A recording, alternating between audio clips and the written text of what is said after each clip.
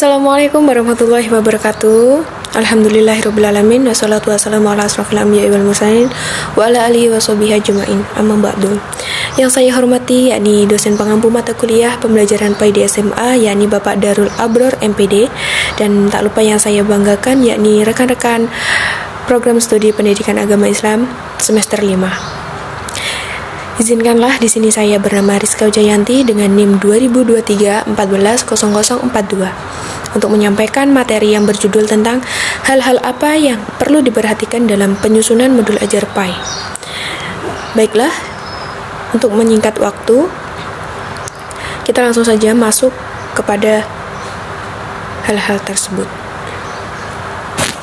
Baiklah, hal-hal yang perlu diperhatikan dalam penyusunan modul ajar PAI yaitu yang pertama, kesesuaian antara modul ajar PAI dengan capaian pembelajaran. Di sini saya ambil modul ajar kelas 10 sampai 12. Berarti fase E dan F. Nah, modul ajar PAI harus mengacu pada CP fase E dan F karena saya ambil kelas 11 dan 12 sampai 12. Kelas 10 sampai 12. Agar apa? Agar tujuan pembelajaran selaras dengan arah kurikulum nasional. Guru perlu menurunkan CP menjadi tujuan pembelajaran yang spesifik, terukur, dan realistis. Lalu yang kedua yaitu integrasi nilai dan karakter Islami. Maksudnya, setiap kegiatan belajar harus memuat nilai-nilai keimanan, akhlak, ibadah, dan muamalah. Integrasi artinya menyatukan antara nilai pelajaran, nilai-nilai Islami dengan karakter siswa. Jadi, modul ajar PAI tidak hanya mengajarkan ilmu agama, tetapi juga membentuk kepribadian berkarakter dan berakhlak mulia. Itu perlu diperhatikan saat penyusunan modul ajar PAI. Dari proses pembelajaran, materi, media, strategi, metode itu dikaitkan dengan atau diintegrasikan nilai dan karakter Islami para siswa. Hal yang ketiga yakni keterpaduan antara profil pelajar Pancasila atau P5. Jadi modul ajar PAI ini disusun perlu mendukung penguatan karakter P5 seperti beriman, gotong royong, dan bernalar kritis. Jadi, nilai-nilai Islam dan nilai-nilai Pancasila saling melengkapi dalam membentuk manusia beriman dan berkeadaban. Yang perlu diperhatikan yang nomor keempat, yakni dalam menyusun modul ajar dapat diperhatikan cara mendesain pembelajaran yang kontekstual. Kontekstual artinya nyata atau bermakna. Nah, bagaimana caranya? Gunakan pendekatan tersebut atau disebut CTL ya, Contextual Teaching and Learning atau CTL, agar siswa dapat memahami ajaran Islam dalam kehidupan nyata. Jadi antara teori dan pengalaman siswa itu digabungkan. Nah, sehingga kegiatan belajar harus atau menjadi aktif, bermakna, dan menyenangkan, joyful learning. Itu tujuan dari penyusunan modul ajar PAI. Yang kelima, yakni kesesuaian dengan karakteristik peserta didik. Jadi, modul ajar itu harus disusun dengan mempertimbangkan usia, tingkat kemampuan, dan kebutuhan belajar siswa. Di sini saya mengambil modul ajar, cara menyusun modul ajar jenjang SMA. Jadi, gunakan contoh media dan aktivitas yang dekat dengan dunia remaja. Nah, itu sangat penting dan perlu diperhatikan dalam menyusun modul ajar PAI.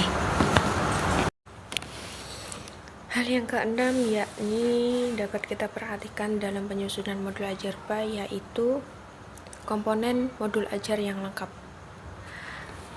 Pastikan modul ajar itu memuat komponen-komponen yang utama ataupun menuju modul ajar yang sudah jadi, yakni perlu adanya identitas modul, yang kedua, capaian dan tujuan pembelajaran, yang ketiga, pemahaman bermakna dan pertanyaan pemantik, yang keempat, kegiatan pembelajaran, yang kelima, asesmen atau diagnostik, formatif, sumatif, Yang keenam, sumber belajar dan media tersebut. Itu komponen atau komponen ajar yang lengkap yang perlu kita susun dan perlu kita perhatikan nanti tujuannya untuk kita susun agar menjadi modul ajar PAI yang baik. Hal yang ketujuh yakni asesmen yang autentik atau penilaian tidak hanya pada aspek kognitif tetapi juga sikap spiritual dan sosial. Maksudnya apa?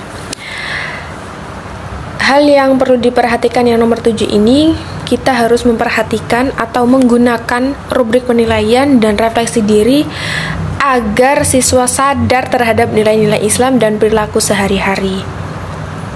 Jadi berfokus kepada siswa, penilaian yang autentik itu penilaian yang menyeluruh dari pengetahuan, sikap, sampai keterampilan siswa yang dikaitkan dengan nilai-nilai Islam dan perilaku sehari-hari siswa. Lanjut, hal-hal yang perlu diperhatikan nomor 8, yakni fleksibilitas dan inovasi. Maksudnya, modul ajar harus bisa disesuaikan dengan kondisi sekolah dan lingkungan peserta didik. Tadi sudah kita memperhatikan modul ajar disesuaikan dengan kemampuan siswa. Lalu yang ke-8 ini, modul ajar disesuaikan dengan kondisi sekolah dan lingkungan peserta didik, prasarananya, terus sosialnya itu memerlukan nilai Islami yang seperti apa. Nah, itu perlu kita perhatikan dan kita kasih nilai-nilai Islam yang pas untuk materi pembelajaran di dalam modul ajar atau perencanaan pelaksanaan pembelajaran ini. Lalu, inovasi tadi bisa disebut guru atau pendidik dapat mengembangkan media digital, video, atau proyek berbasis keislaman sebagai pembaruan pembelajaran. Jadi, di era digital ini, para guru dituntut untuk menginovasi dalam perencanaan pelaksanaan pembelajaran. Sebelum dilaksanakannya, mari kita rencanakan proses pembelajaran ini dengan inovasi agar tujuannya pembelajaran lebih menyenangkan, bermakna. Yang ke-9 yakni relevansi dengan tantangan zaman. Maksudnya apa? Sebelum kita menyusun modul ajar, materi PAI harus dikaitkan dengan isu-isu aktual seperti literasi digital, toleransi, dan tanggung jawab sosial. Tujuannya agar nilai Islam tetap relevan di era modern tanpa kehilangan makna dasarnya. Jadi walaupun di era modern seperti ini, masih tetap kita pegang teguh nilai-nilai Islam dan bijak dalam menggunakan pembaruan yang ada di zaman sekarang. Kesimpulannya jadi, penyusunan modul ajar PAI harus menyeimbangkan antara perencanaan yang sistematis, nilai-nilai spiritual, dan konteks kehidupan yang nyata. Tujuannya apa? Bukan hanya agar siswa tahu Islam, tetapi agar mereka menjadi pribadi yang Islami, yang berkarakter dan berdaya guna untuk nusa dan bangsa. Mungkin itu saja yang dapat saya sampaikan. Saya akhiri. Wassalamualaikum warahmatullahi wabarakatuh. Semoga bermanfaatan. Bye-bye.